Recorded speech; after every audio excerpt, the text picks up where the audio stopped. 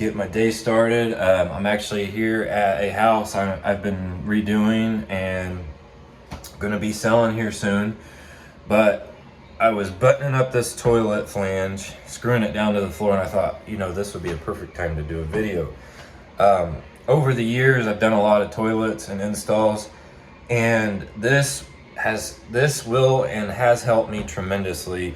But a good buddy of mine that does flooring for a living, tile to be specific, he told me that the flange needs to sit on the finished floor. If you're having issues with the bottom of your toilet leaking, or if you're going to do a new install on a floor and you're not sure where to put the flange, this video is going to help you 1,000 times. I've seen too thick of wax rings.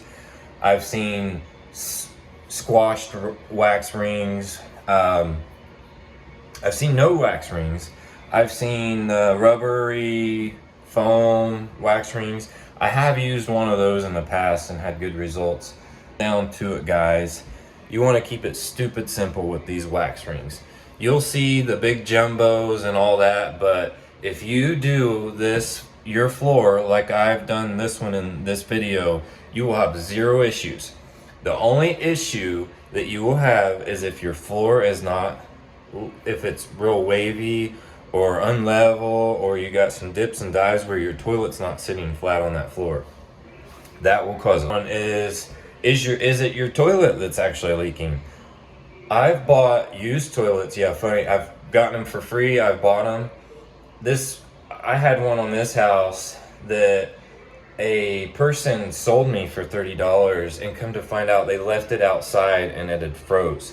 So here I'm thinking, dang, my wax rings or toilet's not sealing up for whatever reason. Come to find out, I turned that toilet around, there was a crack in the bottom of it. So if you're having an issue where water's coming out and you've followed these steps, you've done everything, and you're like, man, I can't figure out where that water's coming from, turn your toilet over and you might see a hair, and show you this install. And first and mostly use deck screws for this project, because, you know, moisture and all that. Don't use a drywall screw, use a deck screw. This screw works great. It's 2 inches. That is what I would do minimum. I would not go any shorter than 2 inches, but 2 inches I've found works perfect. When it comes to these flanges, this flange must sit on top of the finished floor. Below it or flush with it, you're flirting with disaster. So I'm not gonna suggest being flush, but if you're already in that situation, you can make a flange that's flush with the floor work. That's when your jumbo flanges come into play, because what's happening there is you're bringing that wax up to the toilet where it needs to be. So you'll find all these miracle rings and stuff to use, but you got to know how to use them. So on this particular flange, I will use the most common and normal wax ring.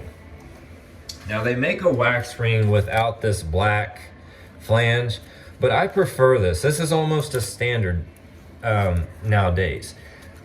You can buy one without this black flange, but this flange just helps divert the water and keep it all watertight, in my opinion, and water can't go out underneath the wax ring. So you can't go wrong with this type of wax ring. And let me get the box cover for this. I honestly think this was a Harbor Freight type deal. It kind of looks like, I just had it on hand, but it's 3/4 inch thick toilet flange gasket. That is all you need. I also have another one here that I like to use. This one was from Menards, and it fits a 3 and 4 inch waist flange as well. Now this one, I was just gonna see if I can compare size, because I use this one as well, and it does really well. It says number 1, so I'm guessing maybe you guys might know more than me, but maybe that's a 1 inch. I have no idea, but it does not print it really clear what size that is. And it's new in the box. I'm actually going to be returning this one because I don't like keeping stuff sitting around. Just found it's better to go buy it when you need it type thing. But yeah, I can't figure out what this one is, but if you find a number 1 wax ring, we're gonna say that's minimum 2 that you need. So 3/4 or number 1 is what you need. And you're obviously gonna peel this paper off. But this wax ring is gonna sit, let's see, set my phone down here. This wax ring, once I get it all open, I got my screws in. And another tip I want to share with you is the actual flange itself. If you're doing a new install, get the subfloor as tight as you can around that flange, because over time water might seep out, whatever. Over the years it eventually rots out. I've seen them where the subfloor needs replaced. So get it as close as you can, because you can always, if you fudge a little bit, you can angle a screw outward to try to hit subfloor, but you want all those holes, as many holes as you can, filled. Now I've installed these on where customers had rot and I had to go at an angle. I had to leave one out maybe. Try not to leave more than one out though. You really want this as snug as a bug as you can get, not moving. So what you want to do after you get the flange installed is set this wax ring right into place. And another thing I want to share, because a lot of times people goof, and this can be a big mistake, guys. This can really set you back, really make you mad. A lot of these rings don't rotate. Most of them do, but it's about a 50-50 depending on your installer. You can install a PVC toilet flange. Well, guess what? Once that flange is glued in place, guess what? You cannot move where the mounting holes are. So as you can see on this flange, I was able to move this around because this is a metal ring and it rotates. But if I had a plastic PVC one and you're doing an install, you want it where your toilet bolts are gonna sit where the toilet is.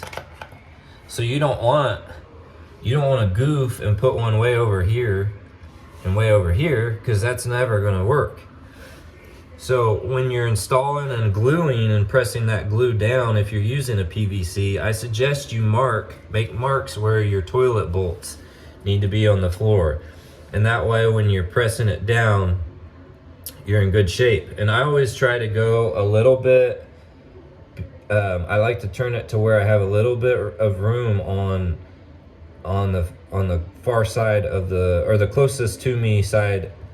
Like, I guess I like to have a little wiggle room. Like, I don't want the bolt right up on it.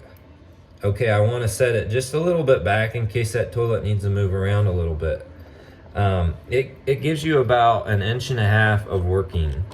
So you want to get it within that 1.5 inches. You don't want it out here in the square, because that's when your bolt can come out. It will work there, but it's not ideal. And I do not recommend it, because it can come out. So just make sure you're in those grooves right there like that. And guys, that is it. You literally take these off, these nuts, and set your toilet in place, and do not over tighten it, because that will break your porcelain. But yeah, I'm gonna leave it at this. I'm not gonna do a video of me setting the toilet, because it's pretty self-explanatory. You want this toilet to sit on this floor. Now, if you're running into an issue where your toilet is rocking, what I like to do is get a little bit of wood or plastic. Wood obviously will rot out over time if it gets wet, which it shouldn't. But what you want to do is shim the side that's rocking, and you don't want to shim it a lot, but this is the time you want to shim it, because if you shim it now, your wax ring is going to form to kind of where those shims are. So don't go too crazy if you figure out that your toilet's gonna rock, try to shim it. But you cinch these bolts down until you think that it's nice and snug and you're not gonna break the porcelain. You just have to have kind of a feel for it. And if you got leaks, you know, obviously keep tightening it down, but do not over tighten them. And I hope this video will help somebody out. Again, you definitely want the flange sitting on top of the finished floor. If it's already been installed and pretty permanent, just get a jumbo wax ring. So something bigger than a 3/4 inch wax ring, and you should be in good shape. And make sure you get the black flange. And yeah. Hey, thanks for tuning in, guys. Hope you like my video. Subscribe and like it if you don't mind. Thank you.